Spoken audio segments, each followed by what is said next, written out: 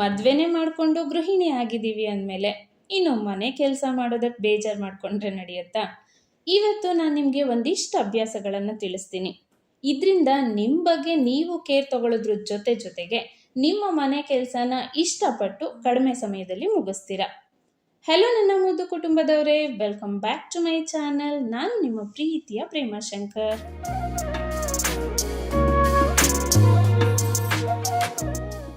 ಮನೆಯಿಂದ ಹೊರಗಡೆ ಹೋಗಿ ಫ್ರೆಂಡ್ಸ್ನ ಅಥವಾ ಫ್ಯಾಮಿಲಿ ಮೆಂಬರ್ಸ್ನ ಮೀಟ್ ಮಾಡೋ ಅಂಥ ಅವಕಾಶ ನಿಮಗೆ ಸಿಕ್ಕರೆ ಅದನ್ನು ತಪ್ಪದೆ ಉಪಯೋಗಿಸ್ಕೊಳ್ಳಿ.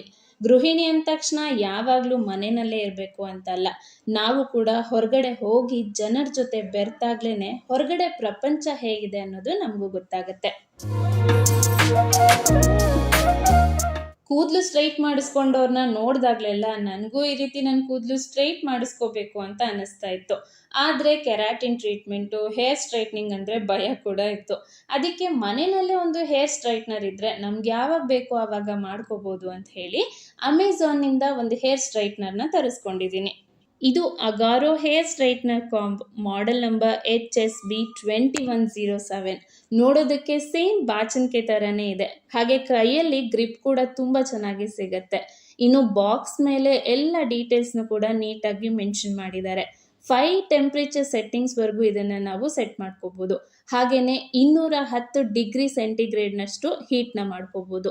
ಜೊತೆಗೆ ಇದರಲ್ಲಿ ಆಟೋ ಶಟ್ ಆಫ್ ಆಪ್ಷನ್ ಕೂಡ ಇದೆ. ಇನ್ನು ಇದರ ವೈರ್ ಕೂಡ ಉದ್ದ ಇದೆ. ಪ್ಲಗ್ ಸ್ವಲ್ಪ ದೂರದಲ್ಲಿದ್ದರೂ ಕೂಡ ಆರಾಮಾಗಿ ಫಿಕ್ಸ್ ಮಾಡಿಕೊಂಡು ನಾವು ಹೇರ್ನ ಸ್ಟ್ರೈಟ್ ಮಾಡ್ಕೋಬೋದು. ಹಾಗೆಯೇ ಹೇರ್ ಸ್ಟ್ರೈಟ್ ಮಾಡ್ಕೊಳ್ಳುವಾಗ ಸ್ವಲ್ಪ ಏನಾದರೂ ಬಿಸಿ ತಾಗಬಾರ್ದು ಅಂತ ಹೇಳಿ ಈ ರೀತಿ ಹ್ಯಾಂಡ್ ಗ್ಲೌಸ್ನ ಕೂಡ ಕೊಟ್ಟಿದ್ದಾರೆ. ತುಂಬಾ ಚೆನ್ನಾಗಿದೆ ಅಲ್ವಾ? ಸೊ ಈಗ ನಾನು ಇದರಿಂದ ಹೇರ್ ಸ್ಟ್ರೈಟ್ನ ಮಾಡ್ಕೊಳ್ತೀನಿ. ನೋಡೋಣ ನನ್ನ ಕೂದಲು ಎಷ್ಟು ನೀಟಾಗಿ ಸ್ಟ್ರೈಟ್ ಆಗುತ್ತೆ ಅಂತ. ನಾನಿಲ್ಲಿ ಹೀಟ್ನ ಜಾಸ್ತಿ ಇಟ್ಕೊಂಡಿಲ್ಲ. ನನ್ನ ಕೂದಲು ಸ್ವಲ್ಪ ವೇವಿ ಇರೋದ್ರಿಂದ ಫಸ್ಟ್ ಟೆಂಪ್ರೇಚರಲ್ಲೇ ಇಟ್ಕೊಂಡು ಹೇರ್ ಸ್ಟ್ರೈಟ್ ಮಾಡ್ಕೊಳ್ತಾ ಇದ್ದೀನಿ. ತುಂಬ ಕರ್ಲಿ ಹೇರ್ ಇದ್ದರೆ 5 ಟೆಂಪ್ರೇಚರ್ವರೆಗೂ ಕೂಡ ನಾವು ಇಟ್ಕೋಬೋದು. ಸೊ ಈಗ ಸ್ವಲ್ಪ ಕೂದಲನ್ನ ಈ ರೀತಿ ಡಿವೈಡ್ ಮಾಡಿಕೊಂಡು ನಾನು ಹೇರ್ ಸ್ಟ್ರೈಟ್ ಮಾಡ್ಕೊಳ್ತಾ ಇದ್ದೀನಿ. ಆದರೆ ನನಗೆ ಹೇರ್ ಸ್ಟ್ರೈಟ್ ಮಾಡ್ಕೊಂಡ್ಮೇಲೆ ಅನ್ನಿಸ್ತು, ಈ ರೀತಿ ಕೂದಲು ಡಿವೈಡ್ ಮಾಡ್ಕೊಳ್ಳೋ ಅವಶ್ಯಕತೆ ಕೂಡ ಇಲ್ಲ. ಜಸ್ಟ್ ನಾವು ನಾರ್ಮಲ್ ಬಾಚಣಿಕೆಯಿಂದ ಹೇಗೆ ಕೂದಲನ್ನ ಬಾಚ್ತಾ ಹೋಗ್ತೀವೋ ಆ ರೀತಿ ಬಾಚ್ತಾ ಹೋದ್ರೂ ಸಾಕು ನಮ್ಮ ಕೂದಲು ಸ್ಟ್ರೈಟ್ ಆಗುತ್ತೆ ಅಂತ. ನೀವು ನೋಡ್ತಾ ಇರ್ಬೋದು, ಸ್ವಲ್ಪ ಕೂದಲನ್ನ ತೊಗೊಂಡು ನಾನೀಗ ಸ್ಟ್ರೈಟ್ ಮಾಡಿ ನಿಮ್ಗೆ ತೋರಿಸ್ತಾ ಇದ್ದೀನಿ. ಎಷ್ಟು ನೀಟಾಗಿ ಸ್ಟ್ರೈಟ್ ಆಗಿದೆ. ಹಾಗೆ ನನ್ನ ಕೂದಲಲ್ಲಿ ಒಂದು ರೀತಿ ಶೈನಿಂಗ್ ಕೂಡ ಬಂದಿದೆ ಅಲ್ವಾ?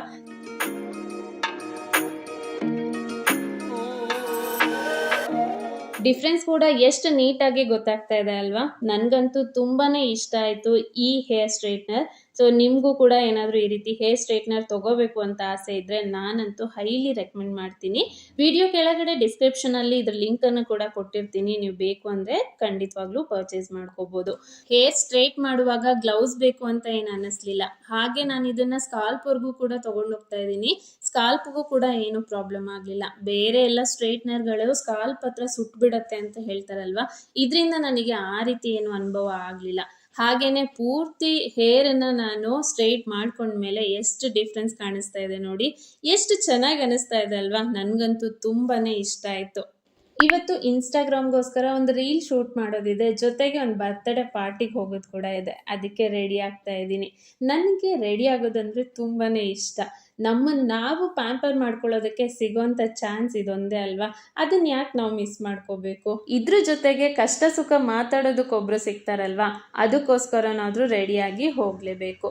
ಹೋಗೋದಕ್ಕೂ ಮುಂಚೆ ಮನೆ ಬಗ್ಗೆ ನಾನೊಂದು ಸ್ವಲ್ಪ ಗಮನ ಕೊಡ್ತೀನಿ. ಹೊರಗಡೆ ಸುತ್ತಾಡಿ ವಾಪಸ್ ಮನೆಗೆ ಬಂದಾಗ ಮನೆ ಕ್ಲೀನ್ ಆಗಿತ್ತು ಅಂದರೆ ಮನಸ್ಸಿಗೂ ಕೂಡ ಶಾಂತಿ ಅನಿಸುತ್ತೆ. ಅದಕ್ಕೆ ಹೋಗೋದಕ್ಕೂ ಮುಂಚೆ ಎಷ್ಟು ಸಾಧ್ಯ ಆಗುತ್ತೋ ಅಷ್ಟು ಮನೆನ ಕ್ಲೀನ್ ಮಾಡೇ ಹೋಗ್ತೀನಿ. ಇದ್ರ ಜೊತೆಗೆ ಲೈಟು, ಫ್ಯಾನು, ಮುಖ್ಯವಾಗಿ ಗ್ಯಾಸ್ ಆಫ್ ಮಾಡಿ ಹೋಗ್ತೀನಿ. ಈ ರೀತಿ ಹೊರಗಡೆ ಹೋಗುವಾಗ ನಮ್ಮ ಡೇನ ನಾವು ಕರೆಕ್ಟಾಗಿ ಪ್ಲ್ಯಾನ್ ಮಾಡಿದ್ವಿ ಅಂದರೆ ಅವತ್ತಿನ ದಿನನ ನಾವು ಖುಷಿಯಾಗಿ ಮುಗಿಸ್ಬೋದು.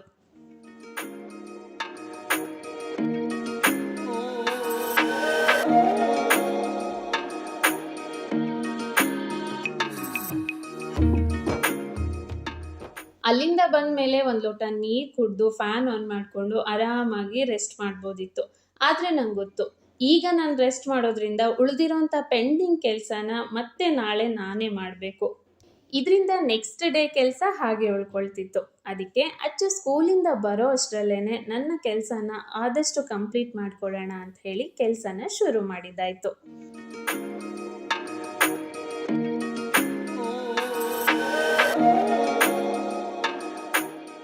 ಬಂದ ಮೇಲೆ ಬಟ್ಟೆನ ಅಲ್ಲಿ ಇಲ್ಲಿ ಹಾಕದೆ ನೀಟಾಗಿ ಮಡಚಿ ಅದ್ರ ಜಾಗಕ್ಕೆ ಅದನ್ನು ಇಟ್ಬಿಟ್ರೆ ಮನೆಯೂ ನೀಟಾಗಿರುತ್ತೆ, ನೋಡೋದಕ್ಕೂ ಚೆನ್ನಾಗಿ ಕಾಣುತ್ತೆ. ಮನೆಯಲ್ಲಿದ್ದಾಗ ಕೂದಲನ್ನ ಲೂಸ್ ಆಗಿ ಬಿಡೋದಕ್ಕಿಂತ ಈ ರೀತಿ ಜಡೆ ಹಾಕೊಂಡಿರೋದು ಅಥವಾ ನಿಮ್ಗೆ ಇಷ್ಟ ಆಗೋ ರೀತಿ ಯಾವುದಾದ್ರೂ ಹೇರ್ ಸ್ಟೈಲ್ ಮಾಡ್ಕೋಬೋದು ಅಥವಾ ತುರುಬನ್ನು ಹಾಕೋಬೋದು. ಇದರಿಂದ ನಮ್ಮ ಕೂದಲು ಉದ್ರೋದು ಕಡಿಮೆ ಆಗುತ್ತೆ, ಜೊತೆಗೆ ಅಲ್ಲಿ ಇಲ್ಲಿ ಕೂದಲು ಬೀಳೋದು ಕೂಡ ಕಡಿಮೆ ಆಗುತ್ತೆ.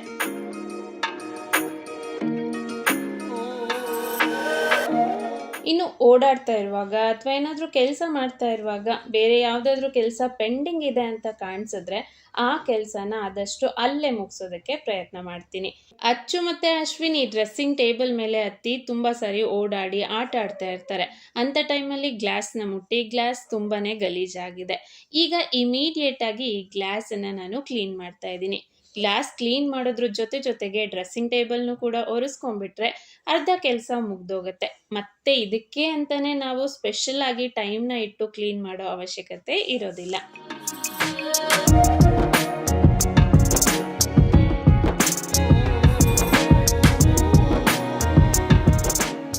ಮೊನ್ನೆ ದಾವಣಗೆರೆಗೆ ಹೋದಾಗ ಅಲ್ಲಿ ಗೃಹ ಶೋಭೆ ನಡೀತಾ ಇತ್ತು. ಅಲ್ಲಿ ಅಚ್ಚು ಇದು ಬೇಕು ಅಂತ ತುಂಬಾನೇ ಕಾಡಿಸ್ತಾ ಇದ್ದ, ಹಾಗಾಗಿ ರಬ್ಡಿ ಫಲೂಡನ ತಗೊಂಡು ಬಂದಿದ್ವಿ. ಇದನ್ನ ನಾನು ಒಂದ್ಸರಿ ಕೂಡ ಮಾಡಿಲ್ಲ, ಫಸ್ಟ್ ಟೈಮ್ ಟ್ರೈ ಮಾಡ್ತಾ ಇದ್ದೀನಿ. ಅವ್ನು ಸ್ಕೂಲಿಂದ ಬರೋಷ್ಟರಲ್ಲೇನೆ ಇದನ್ನ ರೆಡಿ ಮಾಡಿ ಇಟ್ಟಿದ್ರೆ ಅವ್ನು ತುಂಬಾನೇ ಖುಷಿ ಪಡ್ತಾನೆ. ಇದರಲ್ಲಿ ಹೇಗೆ ಮಾಡಬೇಕು ಅಂತ ಬರ್ದಿರ್ತಾರಲ್ವ, ಅದೇ ಥರನೇ ಮಾಡ್ತಾ ಇದ್ದೀನಿ. 2 ಲೋಟ ಹಾಲಿಗೆ 1 ಲೋಟದಷ್ಟು ನೀರು ಹಾಕಬೇಕಂತೆ. ಸೊ ಅರ್ಧದಷ್ಟು ಪ್ಯಾಕೆಟ್ ಅಷ್ಟೇ ಈಗ ಮಾಡ್ತಾ ಇರೋದು. ಚೆನ್ನಾಗಿ ಬಂದರೆ ನೆಕ್ಸ್ಟ್ ಟೈಮ್ ಮತ್ತೆ ಮಾಡಿದರೆ ಆಯಿತು ಅಂತ. ನೀರು ಮತ್ತು ಹಾಲು ಹಾಕಿದ್ಮೇಲೆ ಇದು ಚೆನ್ನಾಗಿ ಕುದಿಬೇಕು. ಆದಮೇಲೆ ಈ ಪೌಡರ್ನ ಅದರಲ್ಲಿ ಮಿಕ್ಸ್ ಮಾಡಿ ಒಂದು 5ರಿಂದ 10 ನಿಮಿಷ ಚೆನ್ನಾಗಿ ಕುದಿಸಿದ್ರೆ ಒಂದು ರೀತಿ ಕ್ರೀಮಿ ಕನ್ಸಿಸ್ಟೆನ್ಸಿಯಲ್ಲಿ ಬರುತ್ತೆ. ಅದಾದಮೇಲೆ ಇದನ್ನು ಹಾಗೆ ಕುಡಿಬೋದು, ಇಲ್ಲ ಅಂದರೆ ಒಂದು ಸ್ವಲ್ಪ ಹೊತ್ತು ಫ್ರಿಜ್ಜಲ್ಲಿ ಇಟ್ಕೊಂಡು ಕೋಲ್ಡ್ ಮಾಡ್ಕೊಂಡು ಕೂಡ ಕುಡಿಬೋದಂತೆ. ನೋಡೋಣ, ಟ್ರೈ ಮಾಡ್ತಾ ಇದ್ದೀನಿ. ಹಾಲಲ್ಲಿ ಈ ಪೌಡರ್ ಹಾಕಿ ಕುದಿಸ್ತಾ ಇದ್ದ ಹಾಗೆ ಇದು ಗಟ್ಟಿ ಆಗ್ತಾ ಬರುತ್ತಂತೆ. ಆದರೆ ನಾನಿಲ್ಲಿ ಬಿಸಿ ಇರೋ ಹಾಲಿಗೆ ಈ ಪೌಡರ್ ಹಾಕಿದ ತಕ್ಷಣ ಹಾಲೆಲ್ಲ ಒಡೆದೋಗ್ಬಿಡ್ತು. ಹಾಲಿನ ಪ್ರಾಬ್ಲಮ್ಮು ಅಥವಾ ಈ ಪೌಡರ್ ಪ್ರಾಬ್ಲಮ್ಮು ಗೊತ್ತಾಗಲಿಲ್ಲ. ಇದರಲ್ಲಿ ಇನ್ನೂ ಎಕ್ಸ್ಪೈರಿ ಡೇಟ್ ಕೂಡ ಆಗಿಲ್ಲ, ಆದರೂ ಕೂಡ ಈ ರೀತಿ ಆಗೋಯ್ತು. ಆದರೆ ಇದನ್ನು ಚೆನ್ನಾಗಿ ಕುದಿಸಿದಾಗ ಶಾವಿಗೆ ಪಾಯಸದ ಥರ ಆಯಿತು. ಫಲೂದ ಸಿಗದೆ ಇದ್ರೂ ಶಾವಿಗೆ ಪಾಯಸ ಅಂತೂ ಸಿಕ್ತು. ಇದನ್ನು ಇಲ್ಲಿಗೆ ಬಿಡಲ್ಲ, ಇನ್ನು 1 ಅಥವಾ 2 ಸಾರಿ ತಪ್ಪದೆ ಟ್ರೈ ಮಾಡ್ತೀನಿ. ಆವಾಗಂತೂ ಖಂಡಿತವಾಗ್ಲೂ ಬಂದೇ ಬರುತ್ತಲ್ವಾ.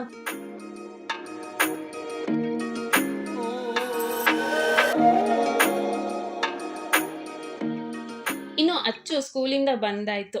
ಮಳೆ ಹನಿ ಬೀಳ್ತಾ ಇತ್ತು ಅಂತ ಛತ್ರಿನ ತಗೊಂಡೋದ್ರೆ ಗಾಳಿ ರಭಸಕ್ಕೆ ಛತ್ರಿನೇ ಕಿತ್ತೋಯ್ತು. ಈ ಛತ್ರಿ ರಿಪೇರಿ ಮಾಡಿಸೋದಕ್ಕೆ ಮತ್ತೆ ಹೊರಗಡೆ ಹೋಗಬೇಕು ಅಂದರೆ ಅದು ಆಗಲ್ಲ ಅಲ್ವಾ. ಮನೆಯಲ್ಲೇ 5 ನಿಮಿಷದ ಕೆಲಸ, ಬೇಗ ಇದನ್ನು ಕೂಡ ಹೊಲಿದಿಟ್ಟೆ. ಅಚ್ಚುಗೆ ಓದಿಸೋದು ಕೂರ್ಸೋದಕ್ಕೆ ಇನ್ನು 1.5 ಗಂಟೆ ಟೈಮ್ ಇದೆ. ಅವನು ಹೊರಗಡೆ ಆಟ ಆಡೋದಕ್ಕೆ ಹೋಗಿದ್ದಾನೆ. ಅಶ್ವಿನ್ ಕೂಡ ಮಲಗಿದ್ದಾನೆ. ಈಗ ನನಗೇನು ಕೆಲಸ ಇದೆ, ಇದನ್ನು ಕ್ಲೀನ್ ಮಾಡೋಣ ಅಂತ ಶುರು ಮಾಡಿಕೊಂಡೆ. ಬೆಳಿಗ್ಗೆ ಹೊರಗಡೆ ಹೋಗೋದಕ್ಕೂ ಮುಂಚೆನೇ ಕ್ಲೀನ್ ಮಾಡೋಣ ಅಂತ ಅಂದ್ಕೊಂಡಿದ್ದೆ, ಆದರೆ ಆಗಿರಲಿಲ್ಲ. ಇದನ್ನು ಈಗ ಶುರು ಮಾಡ್ಕೊಂಡಿದ್ದೀನಿ. ಅರ್ಧ ಗಂಟೆಗೂ ಜಾಸ್ತಿ ಟೈಮ್ನ ಇದಕ್ಕೆ ಕೊಡಬಾರ್ದು ಅಂತ ಟೈಮನ್ನು ಫಿಕ್ಸ್ ಮಾಡ್ಕೊಂಡಿದ್ದೀನಿ. ಯಾವ ಕೆಲಸನೇ ನಾವು ಶುರು ಮಾಡಿದಾಗ ಅದಕ್ಕೆ ನಾವು ಒಂದು ಟೈಮ್ನ ಅಂತ ಫಿಕ್ಸ್ ಮಾಡಿಕೊಂಡ್ರೆ ಆ ಟೈಮ್ ಒಳಗಡೆನೆ ನಮ್ಮ ಕೆಲಸ ಮುಗಿಸೋದಕ್ಕೆ ನಾವು ಖಂಡಿತವಾಗ್ಲೂ ಪ್ರಯತ್ನ ಪಡ್ತೀವಿ. ಇವತ್ತು ನಾನು ನಿಮಗೆ ಒಂದು ಸಿಂಪಲ್ ಆಗಿರುವಂಥ ಕಿಚನ್ ಆರ್ಗನೈಸಿಂಗ್ ಐಡಿಯಾನ ತೋರಿಸ್ಕೊಡ್ತೀನಿ. ಇದರಲ್ಲಿದ್ದಷ್ಟು ಸಾಮಾನುಗಳನ್ನು ತೆಗೆದು ಹೊರಗಡೆ ಇಟ್ಟು ಇದನ್ನು ಒಂದ್ಸಾರಿ ಕ್ಲೀನಾಗಿ ಒರೆಸ್ಕೊಂಡಿದ್ದೀನಿ. ಇದು ಸ್ವಲ್ಪ ಆರೋಷ್ಟರಲ್ಲೇ ನಾವು ಒಂದು ಸಿಂಪಲ್ ಆಗಿರುವಂಥ ರ್ಯಾಕನ್ನು ರೆಡಿ ಮಾಡ್ಕೊಳ್ಳೋಣ. ಇದು ಮನೆ ಓಪನಿಂಗಲ್ಲಿ ಗಿಫ್ಟ್ ಬಂದಿರುವಂಥ ಐಟಮ್. ಇದನ್ನು ತುಂಬ ದಿನದಿಂದ ಹಾಗೆ ಇಟ್ಟಿದ್ದೆ. ಇನ್ಮೇಲೆ ಇದನ್ನು ಯೂಸ್ ಮಾಡಬೇಕು ಅಂತ ಅಂದ್ಕೊಂಡಿದ್ದೀನಿ. ಅಡುಗೆ ಚಾನಲ್ ಓಪನ್ ಮಾಡಿದ್ದೀನಲ್ವಾ, ಅದರಲ್ಲಿ ಈ ರೀತಿ ಪ್ಲೇಟ್ಸ್ಗಳೆಲ್ಲ ಬೇಕಾಗತ್ತೆ. ಅದಕ್ಕೆ ಇದನ್ನು ಎಲ್ಲಿ ನಾನು ಆರ್ಗನೈಸ್ ಮಾಡಬೇಕು ಅಂತ ಯೋಚನೆ ಮಾಡ್ತಾ ಇದ್ದೆ. ಇದಕ್ಕೀಗ ಕರೆಕ್ಟ್ ಆಗಿರೋಂಥ ಪ್ಲೇಸ್ ಸಿಕ್ಕಿದೆ. ಮನೆಯಲ್ಲಿ ಈ ರೀತಿ ರೊಟ್ಟಿನ ಬಾಕ್ಸ್ಗಳಂತೂ ಇದ್ದೇ ಇರುತ್ತೆ. ಅಂಗಡಿಯಿಂದ ಏನಾದರೂ ಸಾಮಾನುಗಳನ್ನು ತಗೊಂಡಾಗ ಬಂದಿರುತ್ತೆ, ಇಲ್ಲ ಅಂದರೆ ಫ್ಯಾನು, ಮಿಕ್ಸರು, ಗ್ರೈಂಡರ್ಗಳನ್ನು ತಗೊಂಡಾಗ ಖಂಡಿತವಾಗ್ಲೂ ಬಂದಿರುತ್ತೆ. ಇದನ್ನು ಬಿಸಾಡದೆ ಹಾಗೆ ನಾವು ಇಟ್ಕೊಂಡು ಸ್ಟೋರೇಜ್ ಪರ್ಪಸ್ಗೆ ಖಂಡಿತವಾಗ್ಲೂ ಉಪಯೋಗಿಸ್ಕೋಬೋದು. ನಾನಿಲ್ಲಿ ಇದನ್ನು ಒಳಗಡೆ ನೀಟಾಗಿ ಮಡ್ಚಿದ್ದೀನಿ ಅಷ್ಟೇ. ಇದಕ್ಕೆ ಯಾವುದೇ ರೀತಿ ಕಲರ್ ಪೇಪರ್ ಹಾಕಿಲ್ಲ, ಪೇಂಟ್ ಹಾಕಿಲ್ಲ, ಇನ್ನು ಸ್ವಲ್ಪ ಗಮ್ನು ಕೂಡ ಉಪಯೋಗಿಸಿಲ್ಲ. ಎಷ್ಟು ಸಿಂಪಲ್ ಆಗಿ ಒಂದು ಕಿಚನ್ ಆರ್ಗನೈಸರ್ ರೆಡಿ ಆಯಿತು ನೋಡಿ. ಇದ್ರ ಒಳಗಡೆ ನಾನು ಎಲ್ಲ ಬೌಲ್ಸನ್ನು ಇಟ್ಟಿದ್ದೀನಿ, ಹಾಗೆ ಗ್ಲಾಸ್ ಬಾಟಲ್ಗಳನ್ನು ಇಟ್ಕೊಂಡಿದ್ದೀನಿ. ಹಾಗೆ ಅದ್ರ ಪಕ್ಕದಲ್ಲಿ ಎಲ್ಲ ಪ್ಲೇಟ್ಸು ಟ್ರೇಸ್ಗಳನ್ನು ಇಟ್ಟಿದ್ದೀನಿ. ಅದ್ರ ಮೇಲ್ಗಡೆ ಕೂಡ ಒಂದು ಬೌಲನ್ನು ಇಟ್ಟಿದ್ದೀನಿ, ಒಂದು ಕೇಕ್ ಮೋಲ್ಡನ್ನು ಇಟ್ಟಿದ್ದೀನಿ. ಇಷ್ಟೇ ಜಾಗದಲ್ಲಿ ಎಷ್ಟೊಂದು ಸಾಮಾನುಗಳು ಹಿಡಿದಿದೆ ನೋಡಿ. ಇದು ಬೇಡ ಹಳೇದಾಯಿತು ಅಂದರೆ ಇನ್ನೊಂದನ್ನು ಕೂಡ ನಾವು ಈಸಿಯಾಗಿ ಜಸ್ಟ್ 2 ನಿಮಿಷದಲ್ಲಿ ರೆಡಿ ಮಾಡ್ಕೋಬೋದು.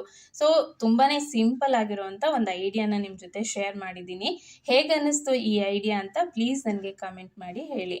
ಇನ್ನು ಈ ಖಾಲಿ ಇರುವಂಥ ಜಾಗನ ಫಿಲ್ ಮಾಡೋದಕ್ಕೆ ನಾನಿಲ್ಲಿ ಒಂದು ಕಾಫಿ ಮಗ್ಗಲ್ಲಿ ನೀರು ಹಾಕಿ ಅದ್ರೊಳಗಡೆ ಮನಿ ಪ್ಲ್ಯಾಂಟ್ಸ್ನ ಇಟ್ಟಿದ್ದೀನಿ. ಸೊ ನೋಡೋದಕ್ಕೆ ಚೆನ್ನಾಗಿ ಅನಿಸುತ್ತೆ. ಹಾಗೆ ಮನೆಯಲ್ಲಿ ಈ ರೀತಿ ಅಲ್ಲಲ್ಲಿ ಗ್ರೀನರೀಸ್ನ ಇಟ್ಟಾಗ ಮನೆಯ ಲುಕ್ನು ಕೂಡ ತುಂಬಾ ಎಲಿಗೆಂಟ್ ಆಗುತ್ತೆ.